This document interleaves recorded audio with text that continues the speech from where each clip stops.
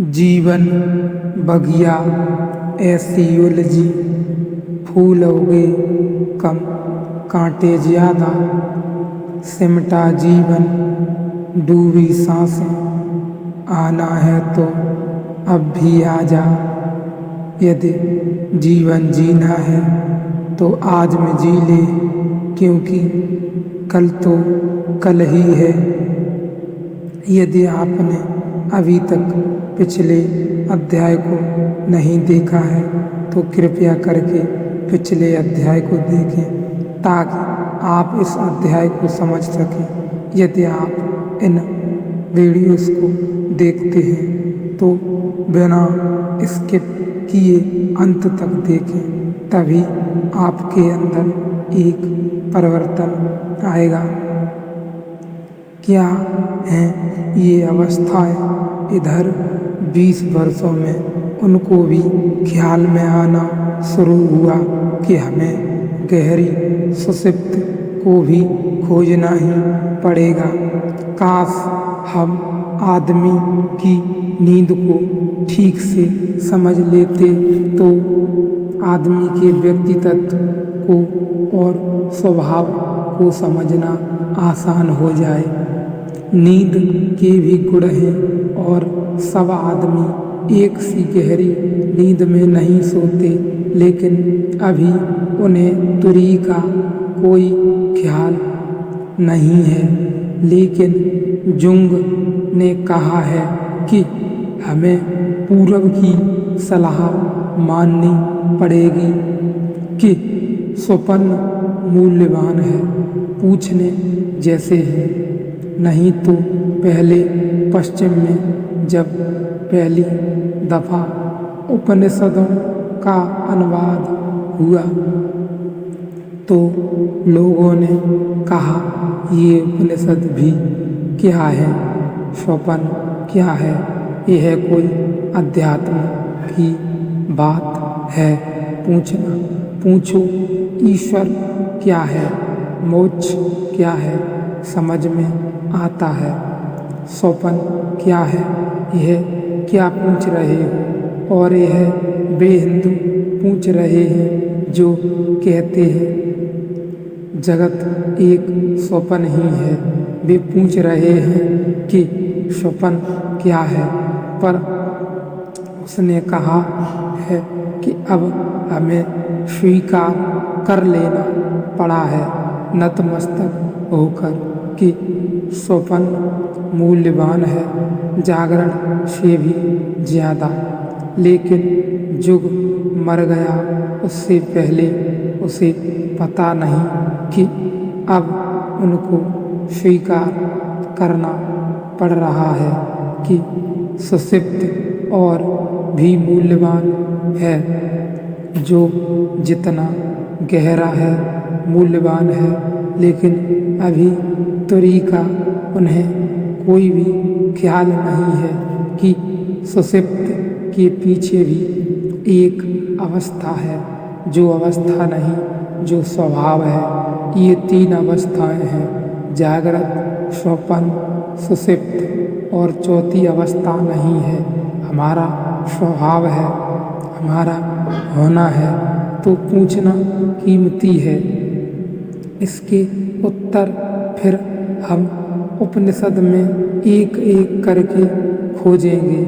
अनन्य में, प्राण में, मनो में, विज्ञान में, आनंद में, ये 5 कोश क्या है? क्योंकि हम सुनते हैं कि आत्मा क्या है, खोजें, लेकिन जब तक हमें यह न जान लें कि यह शरीर क्या है, जब तक हम आत्मा को न खोज पाएंगे। यह बड़ी वैज्ञानिक बात है, यह एक खेल है। यह शरीर क्या है, और शरीर अगर एक ही होता तो आसान था। हमारे भीतर 5 शरीर हैं। उपनिषदों ने हमारे शरीर की परतों को 5 हिस्सों में विभाजित किया है। ऊपर जो दिखाई पड़ता है वह अनन्य में शरीर है, उसके पीछे छिपा हुआ, जिसे पश्चिम के वैज्ञानिक अब वार्स्पो एनर्जी कहते हैं, जीव ऊर्जा, उसे पूरब ने प्राण कहा है। शक्ति शरीर है, इसके शरीर के ठीक भीतर दूसरी परत पर उसके पीछे मनोमय शरीर है। मन का जिन्होंने भीतर प्रवेश यात्रा की है वे जानते हैं कि मन भी एक शरीर है। शरीर का कुल मतलब इतना होता है कि उसकी भी परत हमें घेरे हुए है। मन के भी पीछे एक और शरीर है जिसे विज्ञान में शरीर कहा है, जिसको हम कॉन्शनेस कहते हैं, विज्ञान कहते हैं। वह जो शान की क्षमता है, भीतर वह भी एक शरीर है।